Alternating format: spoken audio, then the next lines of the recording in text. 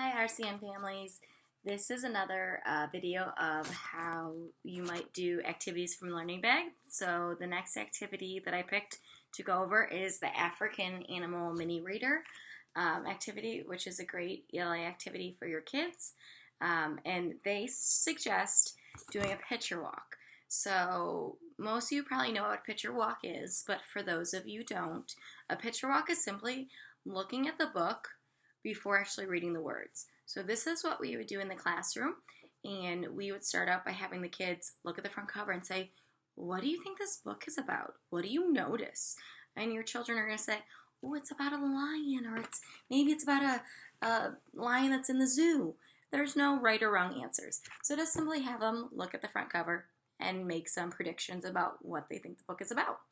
So then you're going to open to the next page and ask them again, what do you notice? What do you see? And once they figure out that the book's about a lion, you can, ask some questions about the, five senses. What do you think a lion feels like? Or how does it sound? Or, what do its eyes look like? What are its features? What's unique about a lion? So different questions that kind of test your child's knowledge about an animal, and they may never have seen a lion at the zoo, or they may not know much about a lion, and that's okay. It's just a good kind of way to go through the book and kind of ask them what they notice. What do they see? What do they think this page is talking about? What do you think is going to happen next in the story?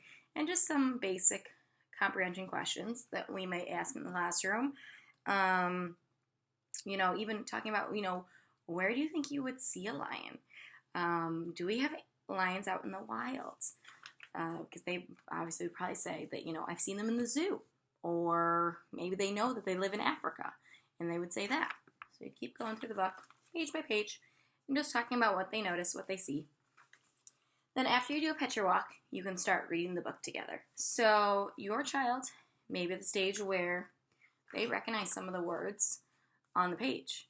Or they may just be at the stage where they want you to read the book. They are still learning their letters, and you read it to them. But if you read books over and over, you're going to notice that your children are picking up kind of cues from you and remembering the story based on how many times you've read it.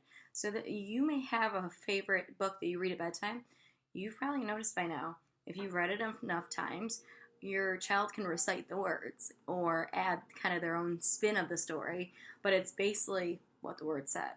And it's all about memorization, and they're doing the basic, pre-reading skills, and, they're learning how to hold a book, and turn the book, this way, that way, and reading from left to right. And even if you're reading too, a good thing to kind of point out to the kids is, even adults can use their finger to point and read the words. So they're seeing each letter makes up a word, and they're getting that kind of directional kind of cue from you that you're using your finger, and we read a certain way. We don't read backwards. We read from left to right. And even turning one page at a time, watching you do it over time, and watching us in the classroom too, the kids have picked up that you turn the pages one at a time. And you don't start from the back of the book and work forward, because that would mix up the story. And so your children pick up different reading skills just by reading stories at bedtime, reading stories in the morning, or doing little activities like this one for the African Animal Reader. So as you read, you can go over different vocab words too, like, camouflage. What does it mean? Let's look for it in the book.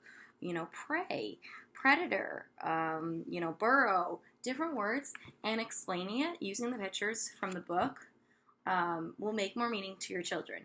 And they're going to remember those vocab words because you associated with a picture, or you gave an extra detailed explanation that goes with the book. And books are great ways to teach vocabulary to children. And it's proven that, the higher the vocabulary children have, and kind of the more stronger reader they're going to be. And just same with even just reading, having that habit of reading at home at, as a kind of a special time, it shows that kids are stronger readers and they get that love of reading instilled in them because you're showing them that reading's important and reading, is they're making meaning out of it and it's meaningful to them and you.